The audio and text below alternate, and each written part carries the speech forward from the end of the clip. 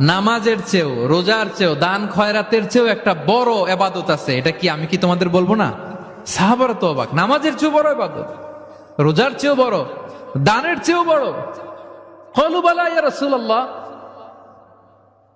সাহাবারা বললেন অবশ্যই হে নবী, হ্যাঁ আপনি বলেন সেটা কি? বিষ্ণু সাল্লাল্লাহু আলাইহি ওয়াসাল্লাম বললেন ইসলাহু যাতিল বাইন, বিবাদমান দুই গ্রুপকে মাঝখান দিয়ে যে মিলিয়ে দেয়া। নামাজের চেয়েও বড়, রোজার চেয়েও, সাদাকার চেয়েও বড়, মিলায়া দেওয়া।